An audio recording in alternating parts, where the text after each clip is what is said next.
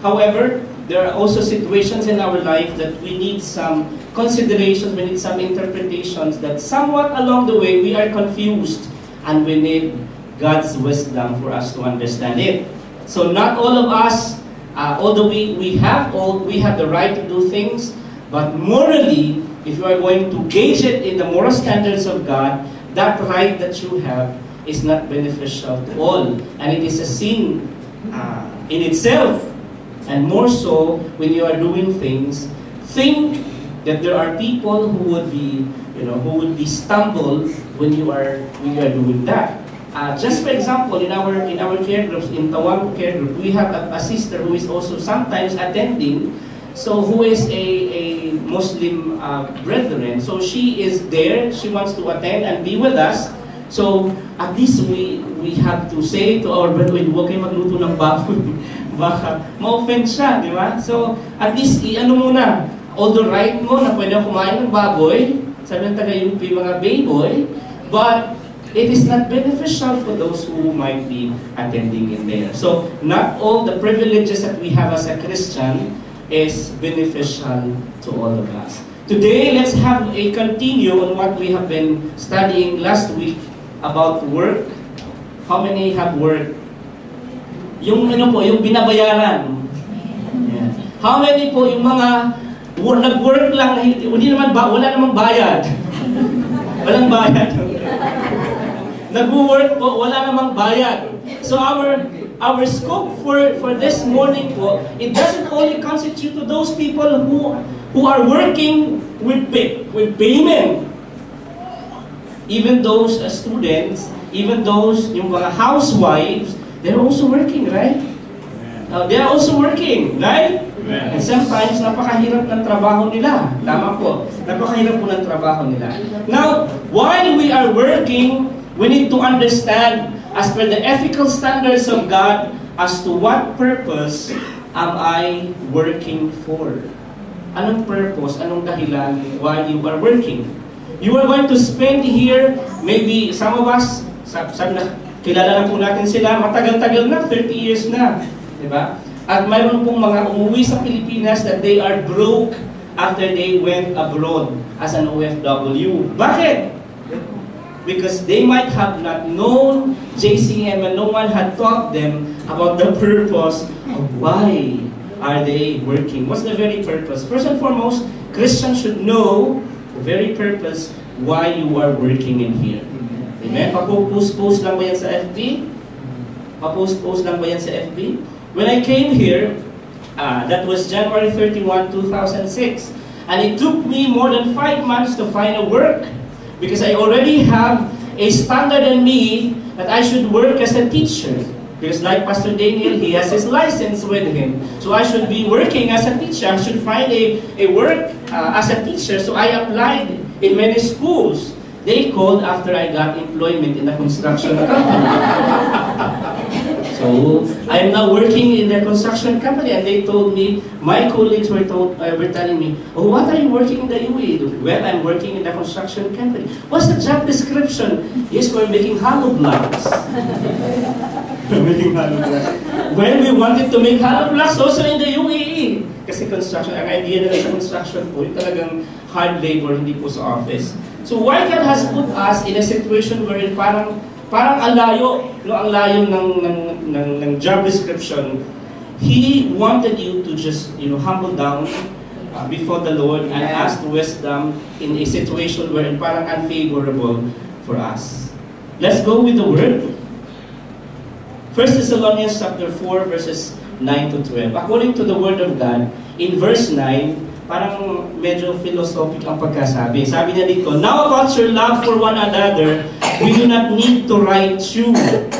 Simply saying, we don't need to remind you. So I'm not going to remind you about that matter. That's not the focus of today's preaching.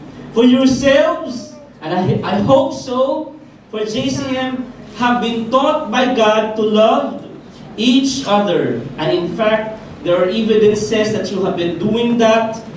Paul was writing to the people in the Thessalonians that they have been doing the loving of one another to the brethren of the Macedonian people. However, there is a very note from the Word of God which He is saying. Yes, we urge you. So there is a sense of urgency.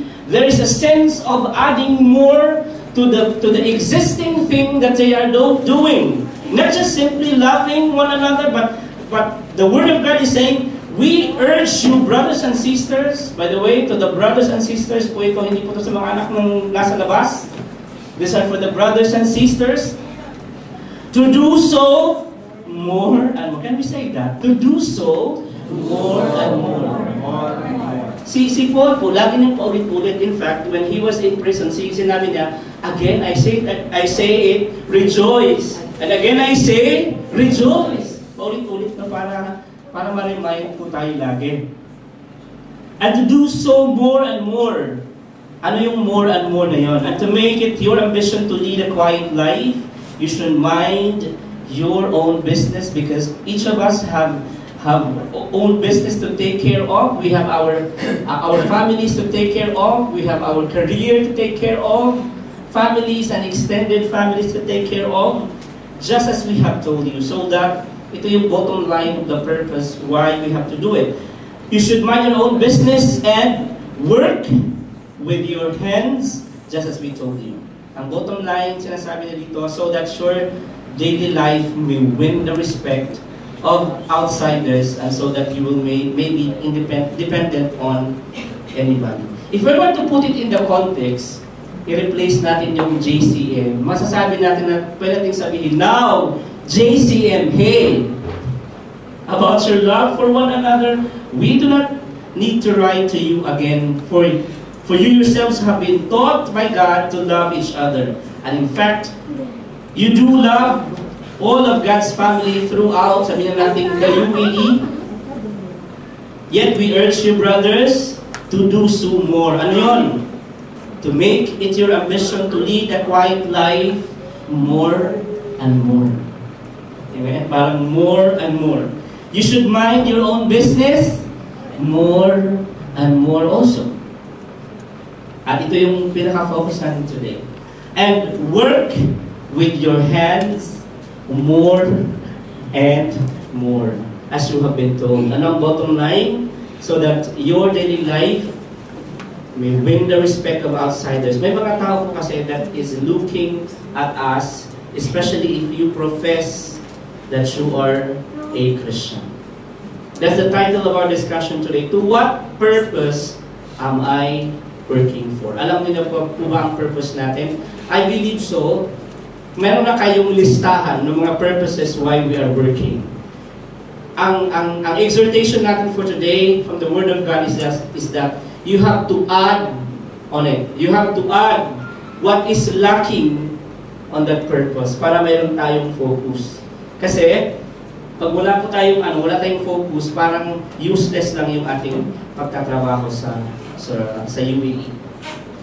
We experience high and lows also in the economic situation. We remember in 2008 there was a economic crisis, and for us to be preserved in the company is that the options that they gave to us by force is that they wrote us a letter in February, and the effectivity of the letter is January. So mind you, the effectivity of the letter is January. They wrote us a letter at the end of February, so you really don't have a choice, saying that your salary is reduced by 40%. If you want to receive it, okay, you will continue your service in the company, and if you will not, kaliwali, bye-bye. So I am thinking about rebelling. I'm thinking of, kasi in-oriented tayo sa LFS before that if you will not be able to find a way to resolve a problem, barricade the entire office, right? To let them know that you are in contrary of what they are doing to you. So barricade. So wala tayong magawa because I'm a family man. I have to provide the needs of my twin. So they are crying, may padala na kayo ng gatas. So I have to sign. I have to accept the 40% reduction of my salary. And that because of that, so many troubles have been going on. However, in those troubled times, that was 2008, and look, today is 2014, and I'm still here. Although yung t-shirt na to, ibinigay ito. Ito din na ano to, ay binigay dito dahil sa kumpanyang pinagtatrabaho natin. We don't own anything in here. We are still here. Ubus-ubus na nga lang ang buhok. Naubusan lang talaga ng buhok. There is still, we need God's wisdom in all the way. And that situation made us humble before the Lord and made us wiser even more to make the budgeting so tight. Amen po. Some of us, some of you might have experienced, nakailang kumpanya na kayo. Bakit kayo tinanggal? Kasi na-lay off kayo. Na-terminate kayo. Right? Na-terminate po tayo. Or talagang because of disciplinary action, dahil matigas yung ulo natin, na-terminate kayo. Di ba? For so many reasons. Some of us might have experienced layoffs. Others were employed but with some financial difficulties. Employed nga, pagkatingin mo sa payroll, ang daming deductions. Diba? 5 figures ang salary mo, 4 figures na lang pagdating ng sahuran. Yung mga teachers dati, they are master's teacher 3. So they are supposed to receive more than 20,000. Yet their payroll is showing 2,000 plus during every month kasi ang daming kaltas. So some of us might be employed, yet parang iniisip natin, curse yata ang trabaho ito. Pahirap lang ng pahirap because nothing is being saved after all. And in worst cases, some doesn't have work at all. Some doesn't have work at all. If you are in this kind of situation, it's not an excuse to steal. It's not an excuse na kumapit tayo sa patalim. We need to be guided by God's wisdom. Our God, our Father really wanted your happiness, success, prosperity, whatsoever, even pleasure, but you have to earn all this through hard work. Ilang po yan naranasan natin? No? Sa pag-prepare ng lesson plan. Sa pag-prepare ng lesson plan. Kapag mayroong pong mga sale, di ba? Talagang sobra. Extended hours po ang duty natin. Yung holiday dapat na today ay spend natin with family, wala, nagtatrabaho. Tamo si Sister Alice. Through hard work. This is the picture of a store inside the yung tindahan ni teacher sa Silid Aralan. Dati-dati. Alala niyo dati. Parang bago kayo makalabas sa room, kailangan bumili muna kayo sa kanya. Di ba? Minsan i-assign ka pala magtinda. Naranasan niyo.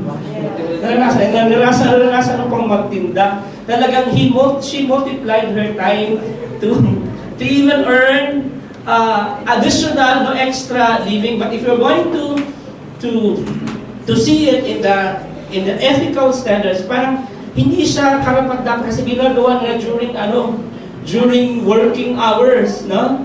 During working hours. I don't know if Pastor Alani had been doing that. How about Pastor Jane? Yung sa Philippines, nagtitinda. I remember when I was in college, nagtitinda po ako ng mani. Yes, nagtitinda ng mani sa loob ng class kasi nagugutom din talaga. Kaya, most of the time, piso-piso lang naman, nakakatulong din, di ba? But here, this is the reality. In fact, they also evolved to the point that teachers are also, yung makapanahon na namin, titinda na sila ng meron silang insurance, no? May silang insurance, tusino, mga rilo, mga alahas, ang dami na, no? But ito yung mga tindahan ng mga teacher dati natin.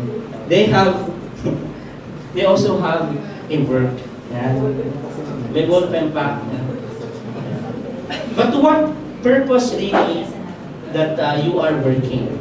First, let us define what work is. One is the exertion of effort directed to produce or accomplish something.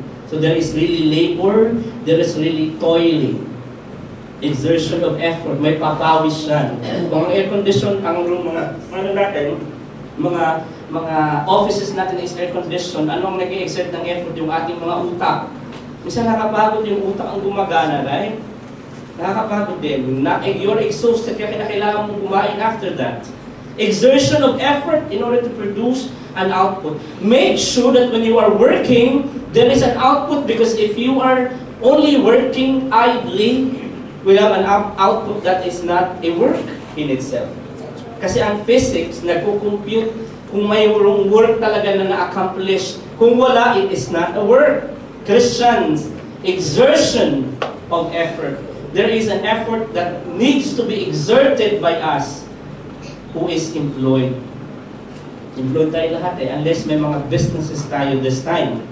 Something on which exertion or labor is expended, having a task or even an undertaking.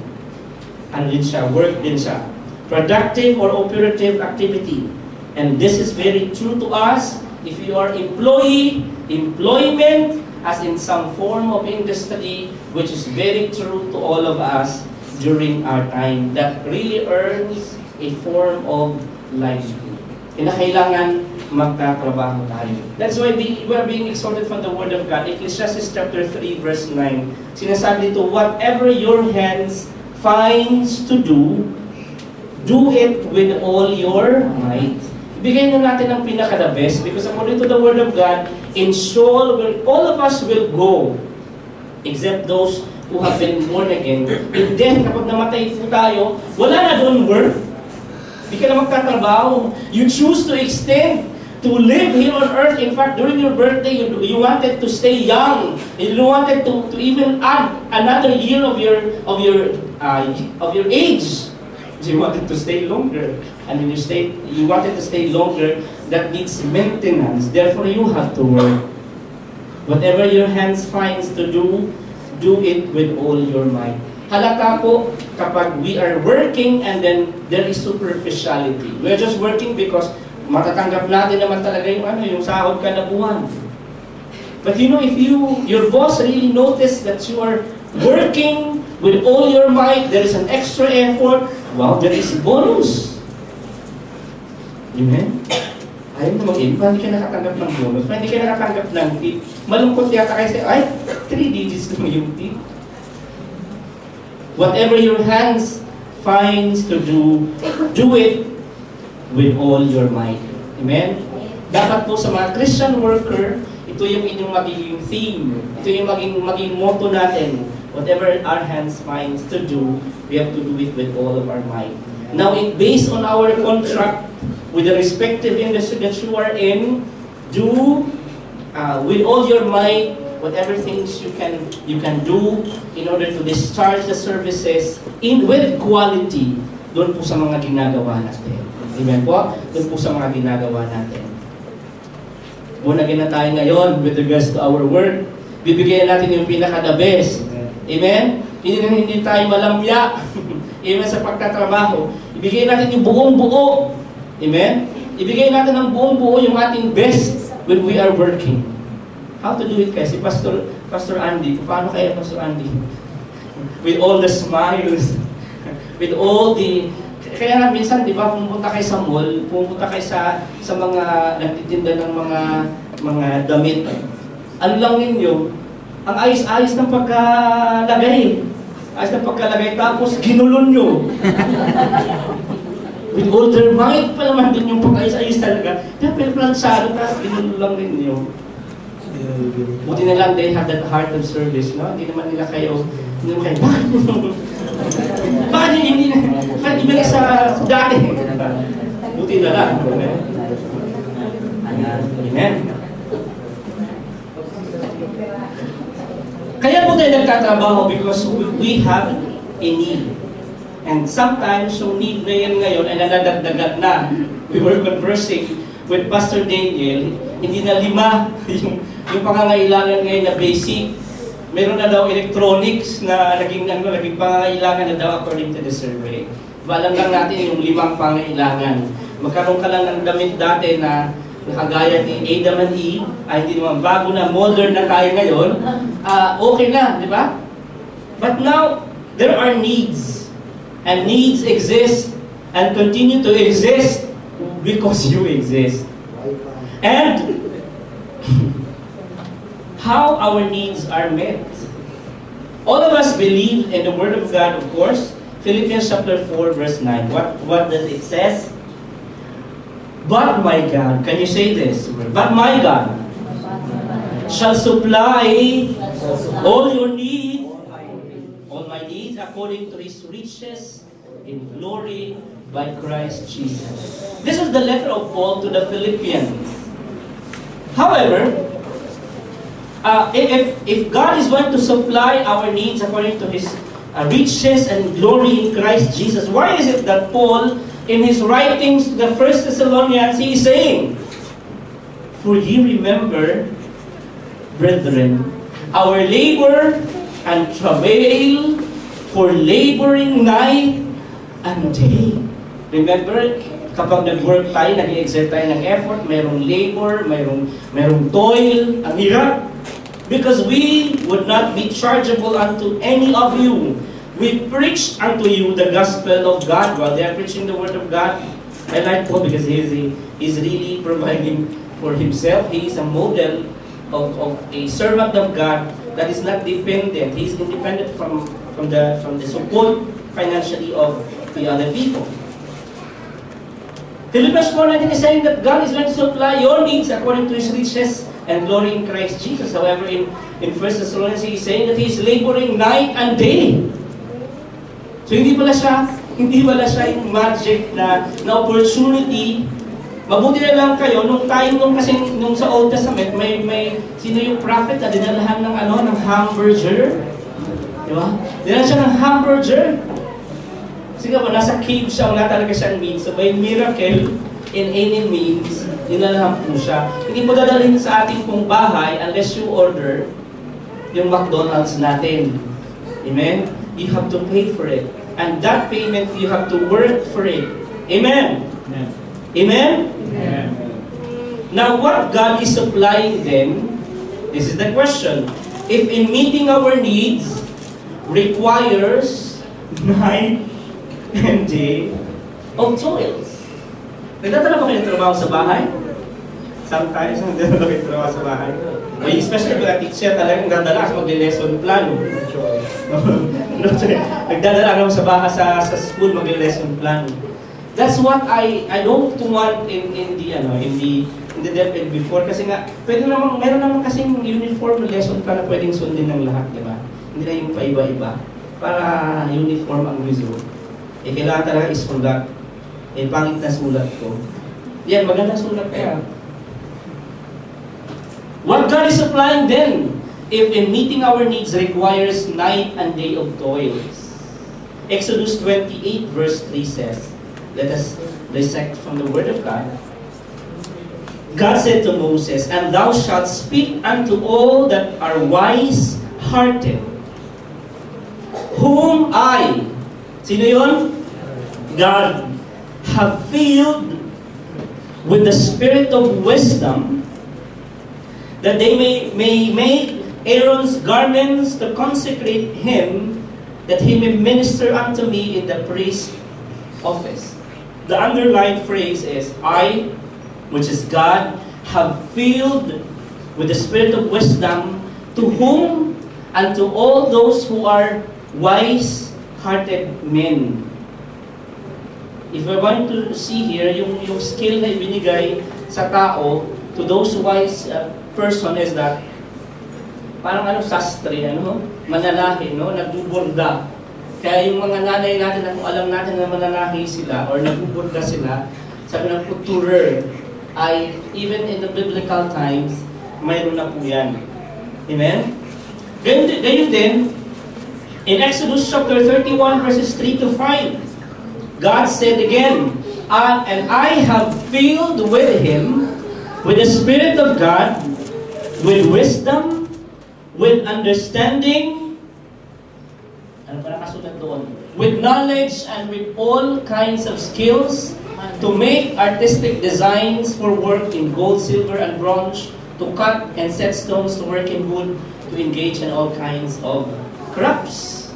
Well, it is the Lord God who gave first His wisdom with understanding po, okay, with knowledge and all kinds of skills. Siya pala, sa Kanya pala ito galing ang mga bagay na yan. And Exodus chapter 36 verses 1 and 2. So Bezalel, Oholiab, and every skilled person, again, to whom the Lord has given skill and ability to know how to carry out all the work of constructing the sanctuary, are to do the work just as the Lord has commanded. Therefore, God is supplying them in meeting our needs. Requires night and day of toils. First and foremost is the spirit of wisdom. He provided in us the spirit of wisdom. Two things ang applicable dito kasi the spirit of wisdom is the spirit of truth. If we are with the Lord, we will be able to discern what is truth and what is false. But when it comes to our work, the spirit of wisdom are the abilities. The spirit of wisdom are the skills needed to perfectly execute a work. Therefore, no Christian is an idol. Therefore, no Christian is not productive. Therefore, a Christian is always skillful. Bakit? God has provided. Amen? God has provided. Engaged, he had a spirit of understanding in him because God provided the wisdom and he could use that spirit of understanding, that skills and abilities in his career. Kaya competent dapat ang mga anak ng Diyos. Amen? Tingnan mo ngayon yung katabi mo kung competent siya, no? Competent yung mga anak ng Diyos. Amen? I remember po, really we have different gifts. We have different skills, like, right? May iba talaga na very imaginative pag gumawa ng drawing. Diba? Mga artistic design. Alam natin kung sino yan. But I remember during my days po, kapag nagdo-drawing kami, gumagamit kami ng gaas. Oh, yung libro. Nalagay ko ng gaas na nun.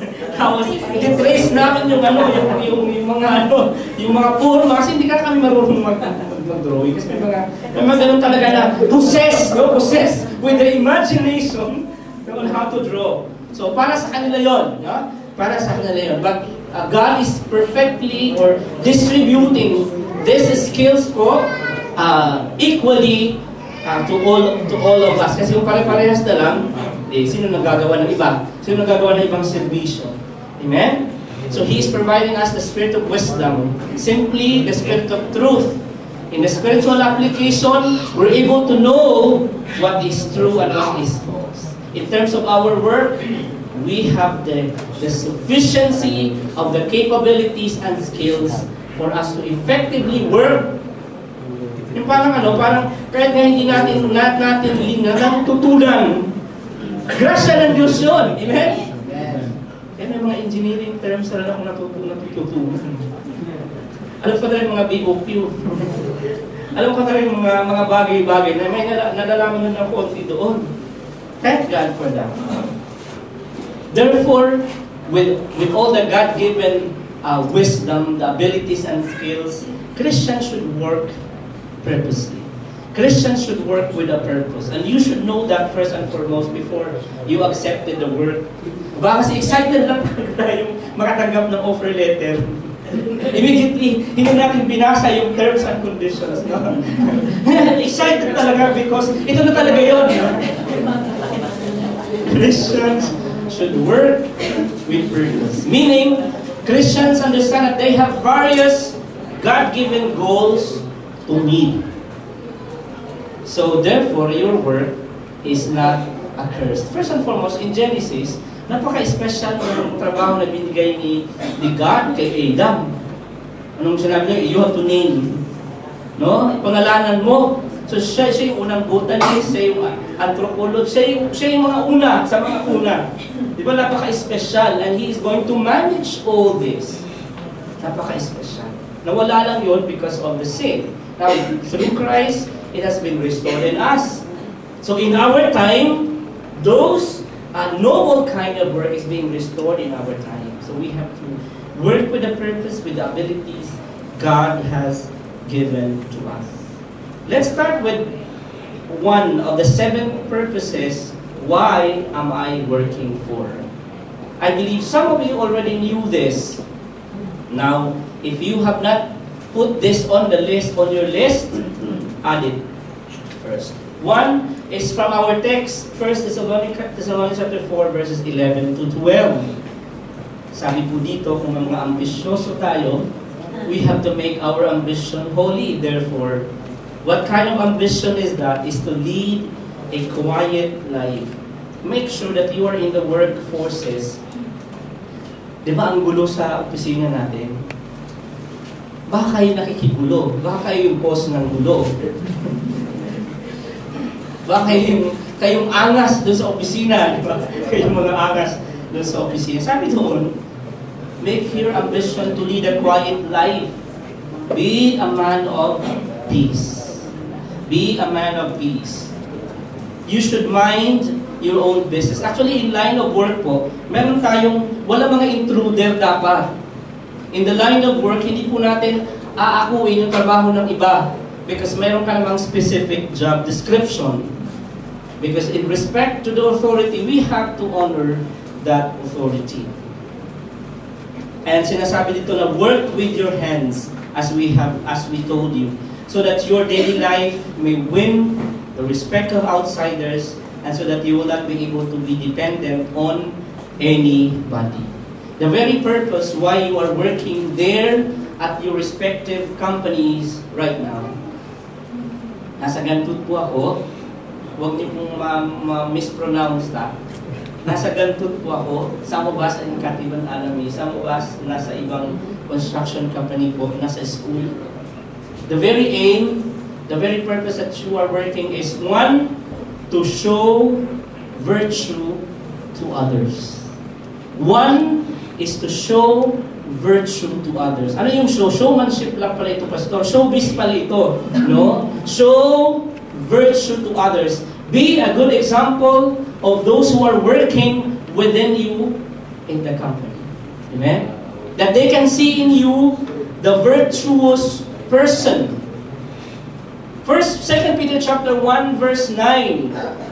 Ang other interpretation po ng virtue is sinabi dito, for this reason, make every effort to supplement your faith. So unang-una muna, ikaw ay mananampalataya. Tama? Even ikaw ay mananampalataya doon sa loob ng inyong trabaho. Tama? Galit kayo? Sabi dito, supplement. Dadagdagan. Doon sa pananampalataya natin yung virtue. In other translation po, sinasabi niya, goodness. I-simplify lang natin. Goodness. Yan. Maasahan ka ba sa trabaho? That's goodness. Amen? Punctual ka bang dumarating sa trabaho? That's goodness. Hindi ka ba lagi napapadala ng medical certificate? Kasi dito, pwede na ng doktor ang medical certificate, no? Pwedeng bayaran ng 50. 20. Tama, di ba? Kasi I'm preparing a payroll every month. Parang redundant na lang itong empleyado ito. Every month na lang sick. If not once, twice. Worse, naging thrice. Grabe naman, every week nagkakasakit. And a whole year round, kaya nagtatanong siya, how many times does an employee is entitled for a sick leave in a year? Ano ba kaya? Diba? I think kung naging naging alibay na lang, naging excuse na lang, to the point na binabayaran mo na ng 50. Anyway, kung ang daily rate ko is 500, only 450 is being reduced. Only 50 dirhams being reduced from my rate. But if you are a Christian doing that, you are not a believer. You are not honest to your word. Kasi nababayaran eh. Meron connivance between the medical center and then the employee itself. Arabic na lang. Okay, I can go to the office kasi na-late siya, alas 10 na, kaya excuse na lang.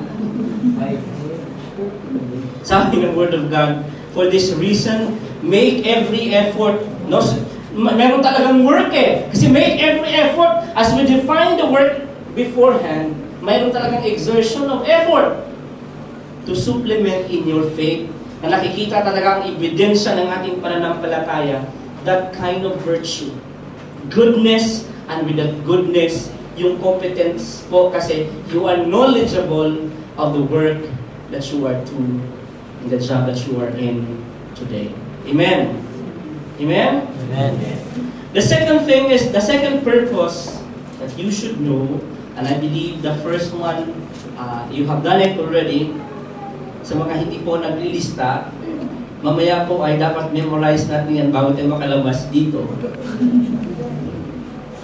Amen. Number 2. In 2 Thessalonians chapter 7, chapter 3, verses 7 to 12.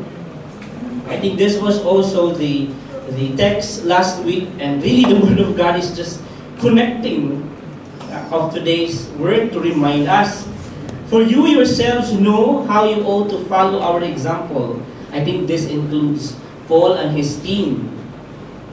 He set an example, being a servant of God, not to be burdened to the other believers. We were not idle when we were with you. I can't imagine sa mga missionary journey niya, pumunta siya ng Ephesus. Ano kayo ginagawa na doon? Nagpa-part-time din siya. Kaya ang tanong, di ba kanina, full-time, part-time, more time?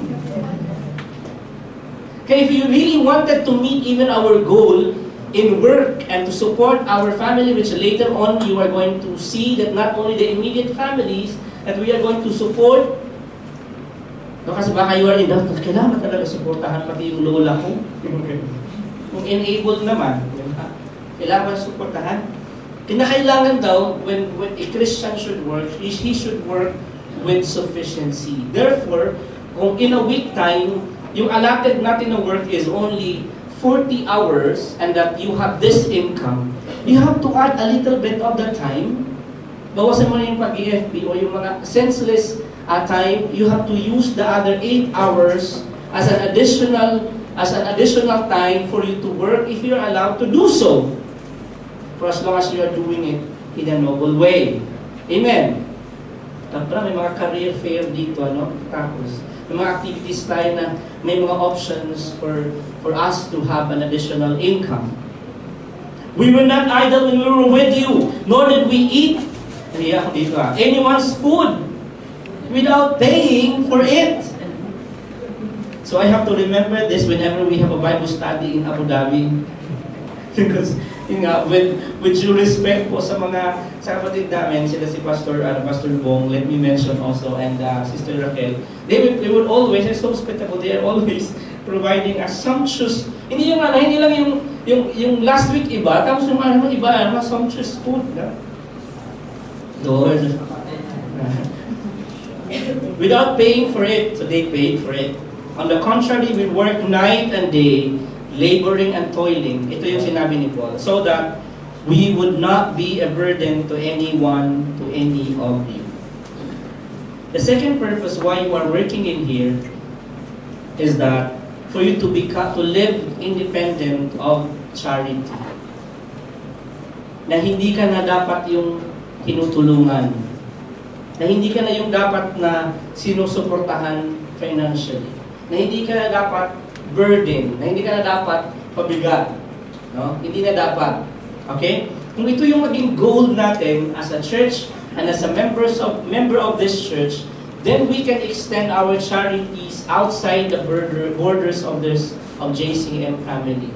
We can really say that we are fulfilling the charitable works that is also beyond the borders of JCM. Amen? So, for you to become independent of charity, na pagdating po ng araw, even when you retire, hindi ka sa charitable institution na pupunta. Hindi ka sa home for the aged na pupunta. So, wala tayong makikita dapat doon sa home for the aged na in-abandon na because you are self-sufficient dapat pag-retire natin. The person, kaya nga po may mga extended pa po ng mga nagtatrabaho even beyond 60. Kailan ba tayo gusto nyo mag-retire? 65? 60? Matagal-tagal na yun, ano? Matagal-tagal na yun. Dapat, when we retire, okay, hindi tayo subject dun sa charity. So yun ang goal natin. Amen? Kaya kayo mo yung nabata-bata pa, nakagaya ng Pastor Andy, yan, kailangan, ang goal natin ngayon is, yes, to save. Hindi po unbiblical na hindi tayo magsisave. We even learn from the ants. Later on, papakita natin yun, yung mga ants. Amen? So dapat self-sufficient na tayo pag-uwi natin sa Pilipinas. Kasi po, ngayon, ang tendency natin, ang pinadala natin 100% ata sa Philippines eh. Kasi with the drama na naawa tayo sa kanila, be wise. So dapat hindi lang lahat. Kasi sila doon, nagja-Jollibee kayo, nagsasardinas. Noodles, diba? I saw a lot of yung noodles po na kinakain natin. Itlog na nilaga, common na ulam. Tapos, meron pang ampalaya. May ampalaya, diba? Scrambled eggs. Okay, the third one. Proverbs chapter 6, verses 6 to 8. Sabi po dito, this is the third one. Go to the ant, use lagad, yung mga tamad, yung mga indolent. Consider its ways and be wise. It has no commander. Meron silang kusa. Samantalang inaapakan lang. No overseer. Neither a ruler. Yet, maliit pa sila. It stores its provisions in summer and gathers its food at harvest. My days of evil, na kung saan hirap ang ekonomiya. Those who stored up before these things happen are preventively securing yung mga kaban natin, yung mga treasure natin. So to be, number 3 po, ang purpose po natin, siguro idagdagan sa budget natin. I'm so excited kasi later on sa YCM, so timely, they're going to look at their budget. Yung mga bago pong nag-aasawa. So, next week pa, excited ako. Excited ako ngayon. Number 3 is to be able to store up extra for the days of evil. Pastor, di ba sinasabi na do not store up treasures here on earth, but treasures, you have to treasure a treasure na hindi nararated in heaven. So naging gray ngayon, na kailangan ba talaga may deposit ako sa bangko? Kailangan ba talaga may investment? Kailangan ba talaga doon? Okay, see, just to have a preview of what we have been learning before is that yung inflation natin, I just don't know if the figure has been changing, has changed already. Sa Philippines po, 6% po ang inflation. Ibig sabihin, every nagtataas ang bilihin ng 6%. Tapos, nung i-deposit niyo po yung pera niyo sa bangko, ang interest nun less than 1% a year. Pilain mong lugi, day. Daghan kayo, day. Diba? So many, no? Daghan kayong lugi, kay Bisaya, no? Because you just invested on nothing, nawala yung, kaya magtatapal ka ngayon ng 5%. So you have to be wise, putting your money also. So that's part of stewardship. How would you be able to give if you are already having the last cent on your pocket? How would you be able to extend charities if you have the last cent? So it is not the same if you're going to have a little deposit po ng ating kaperahan doon sa bangko. We have to spare a little. Okay, kapag dumadami yan, naging habit mo rin nag-i-spare ka, kagaya ng mga langgam na itong kaliliit, dadami din yan. Amen? 1 Timothy chapter 5, verse 4. Sabi dito, but if a widow has children or grandchildren, let them first learn to show godliness to their own household and to make some return to their parents, for this is pleasing in the sight of God. May mga widow po tayo ngayon dito, tama? According to the Word of God, let them be a role model within their household. And at the same time, they have to at some point, they have to support also in return to their parents. Because this is pleasing in the sight of God kapag buhay pa. Diba? Yung mga widow, hindi kakalimutan yung parent ninyo. 1 Timothy chapter 5 verse 8, but if anyone doesn't not provide, ito yun, for his relatives, and especially for members of his household, he has denied the faith and is worse than unbelief. Sino hindi natitinag sa text? From a family member. Sino hindi natitinag sa PM from a family member? I think you always do receive that, no? From time to time. Natitinag. Sinong hindi natitinag dahil hindi talaga konsensya? I believe nagpapadala naman tayo kahit konti, no? But to those people whose conscience are already seared and not even minding responding to the need of the family members, sabi sa Word of God, don't be angry on me. He has denied his faith. You have to support. Yeah? You have to give support to the family members. Now the fourth thing that we need to understand while we are working here is that to support your parents, to support your other relatives, or even yung mga relatives natin of prior generation kung buhay pa.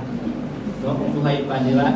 Kaya sabi po ng mga widow, na widow sila, tama? Meron pa naman silang kamag-anak po na buhay pa.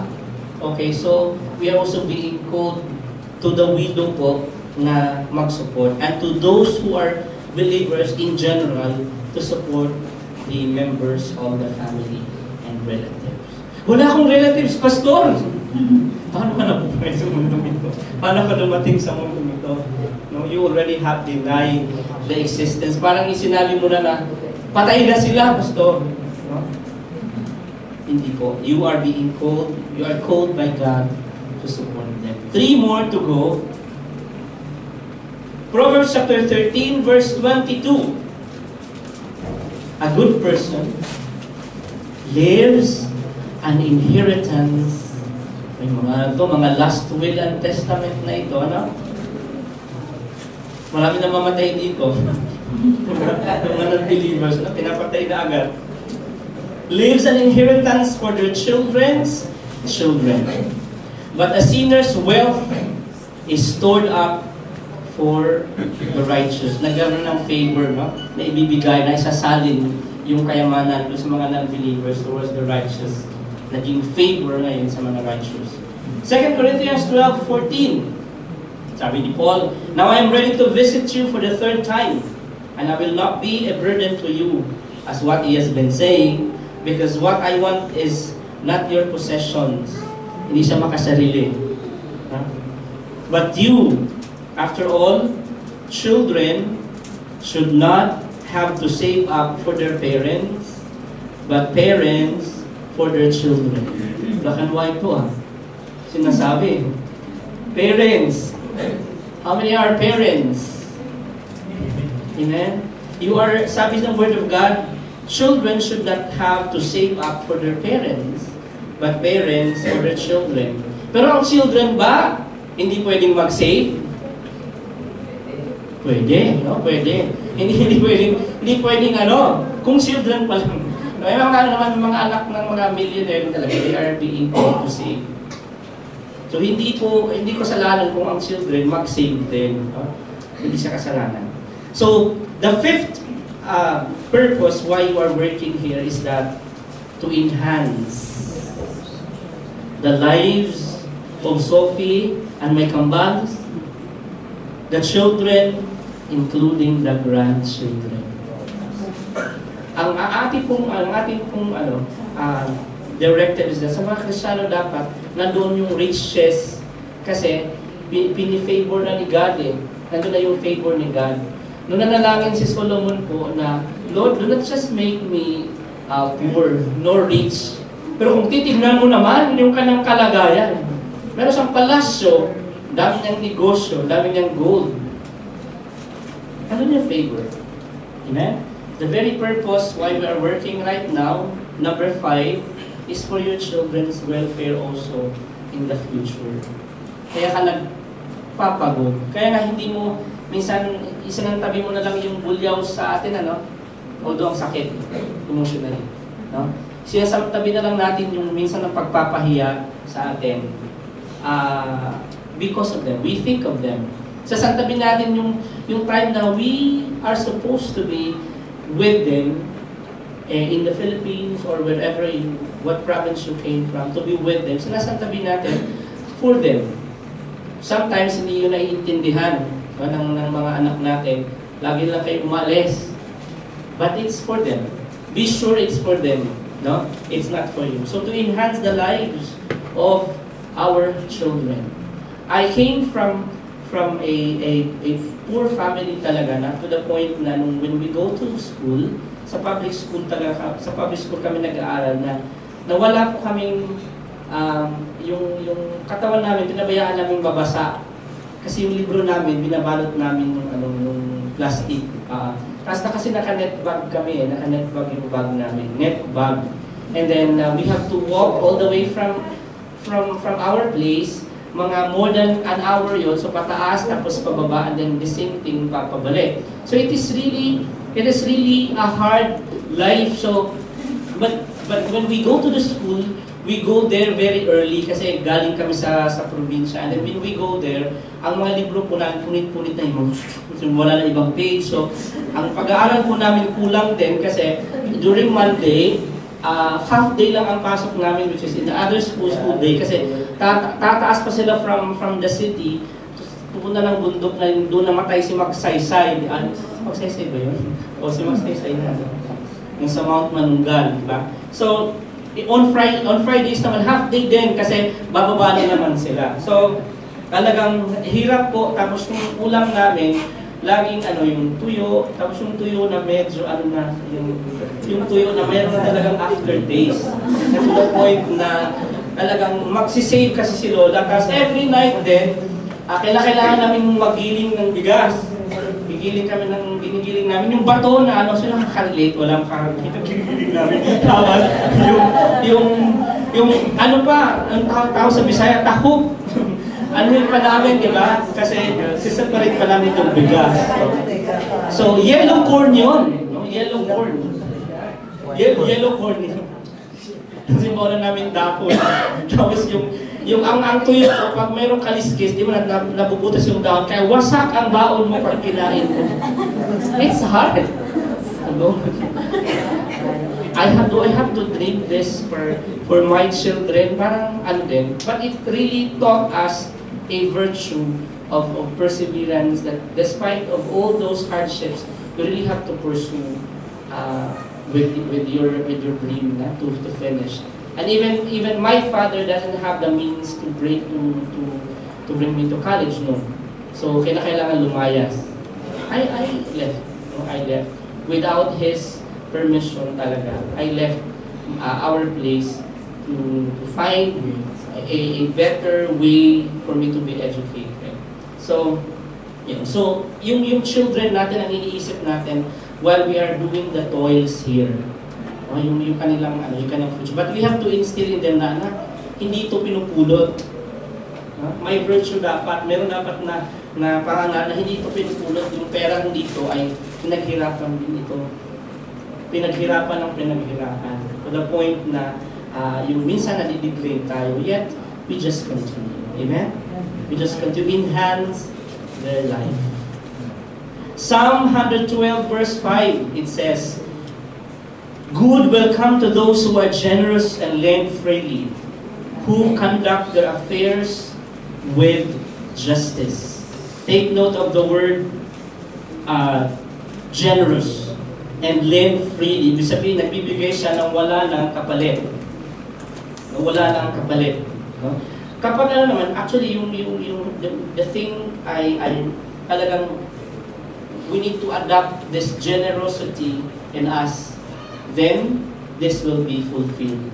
the good thing from the Lord. Ephesians 4:28, anyone who has been stealing must stop steal no longer, but must work. But must work.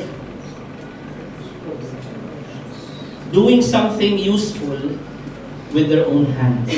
Laging hands ang illustration. That they may have something to share with those in need. Si Pacquiao talaga, he works so hard, no? With his hands. He really works so hard with his hand punching to earn that. No wonder that si God is giving us some illustration with the hands. No? With the hands. Hallelujah. The sixth purpose why you are working is that to have money to help others in need. Hindi lang pala para sa'yo yung perang yan. Amen? Kaya mamaya, pag may nag-challenge about extra giving, we have to. Kapag mamaya po we are being challenged also to return to the temple, to the storehouse, what it has to be stored, bibigay natin. Ihanda na natin siya para hindi tayo magulat. No? Para hindi tayo magulat. To have money to help others in need. The last thing is that is found in Galatians chapter 6, verse 6. Nevertheless, the one who receives instruction in the word should share all good things with their instructor. This is more on the blessing on the servant of God. Although it is actually a right of the instructor, even the one who is preaching the word of God, to be blessed. No? It is the right. It is the right, but Paul is not using that. But you are not forbidden to bless. Amen? You are not forbidden to bless. Kaya ilan ba tayo sa Pastor Andy? Present kayo, di ba?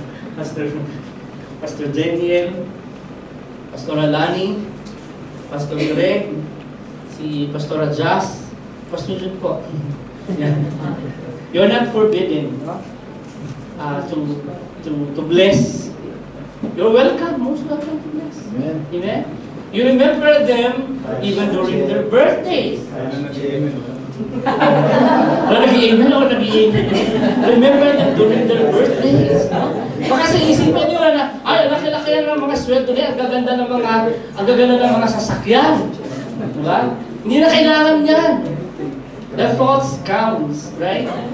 On the special moment. So, hindi kayo hinahadlangan na mag-bless sa kanila. Amen? Although